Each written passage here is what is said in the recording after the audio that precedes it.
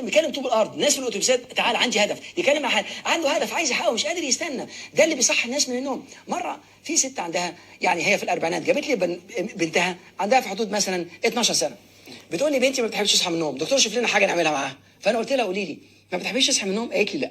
قلت لها تحبي تسافري؟ قالت لي جدا.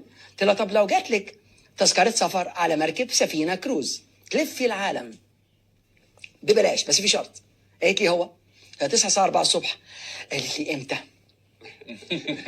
هي مش حكايه انا مش عايزه تصحى الصبح، ما عندهاش حاجه تصحيها، ما فيش معنى، ما فيش هدف، ما فيش وضوح. تصحى ليه؟ هتروح في نفس المكان اللي هو بيكلكعوا حياتها فيه وبعدين يرجعي يكلكعوا حياتي تاني، وكل الناس عماله تقول لي اعمل ايه. ما حدش بيديني فرصه ان انا انمو واكبر نفسي. الاقي مثلا واحد طفل صغير عمال يفك في حاجات فبيمسكوه ما تفكش انت مصيبه وانت مخرب الدنيا. بيسالوني ايه رايك يا دكتور؟ بالعكس ده احنا لازم ندعمها فيه، ده الولد ده ممكن يطلع مهندس ميكانيكي خطير يبقى عبقري. احنا ده ما تجيب له حد يعلمه، علمه الكمبيوتر خليه يفتح مش بيفكهم، يجيب له حد يعلمه. انا باستمرار بنصح الناس روحوا لمختصين، المختصين دي دراساتهم هم يعرفوا اكتر.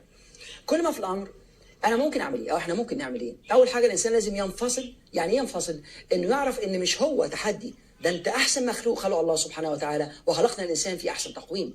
انا مش مشكله، انا مش تحدي، انا مش شخص، انا مش شغلتي، انا مش مشاكلي، انا مختلف عن دول. لان المشكله دي مرحله في حياتي بتاخدني المرحله اللي بعدها، ولولا المشكله دي ما كنتش قدمت في حياتي. فعشان كده الانسان ممكن يعدي بمشاكل في حياته ويكون متضايق منها جدا، ولما يعدي قدام شويه يبص ورا ويقول لك تعرف دي كانت احسن حاجه حصلت في حياتي، ولولا دي ما كنتش اتقدمت. انا جيت في وقت من الاوقات اترفدت. طبعا انا كل ما اشوف وشي يرفدوني، زي ما اكون ده وش ارفدوه ارفدوه. اترفدت 3 مرات. وليه؟ انت عارف وقتها خدت جائزه احسن عامل في الفندق اللي انا كنت فيه. كل سنه يدوها لواحد بيسافروه تذكرتين في البلد اللي هو بتاعت اللوكاندا دي من غير ذكر اسامي البلاد، كان في باريس. كل ما يجي عليا انا يلغوها. الله، كل ما يجوا عليا يلغوها. بعدين اخيرا المدير قال لي شوف انت علشان عربي كنت اول مره ابقى وجها لوجه مع تفرقه العنصريه، انا اسمع عنها اشوفها في التلفزيون لكن انا رحت مستقيم. وعارف بتمشي في الشارع وانت ما معكش نكله، ما تعرفش حد، لان في قيمه بالنسبه لك. انا اللي قعدني هناك انا عاوز اتقدم، وتلاقي نفسك في ضياع تام واكتئاب.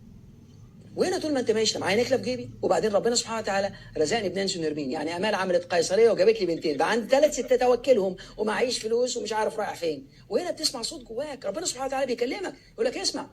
لما الله يقفل لك باب بيفتح لك شباك ويخليك تروح، كما بنسميها اكنها نافذه الى العالم، نافذه الى النجاح، نافذه الى الاستقرار. وبعدين تبص وراك تعرف لولا مشيت بهذه الطريقه ما كنت صممت وانا ماشي قرار جديد لازم انجح،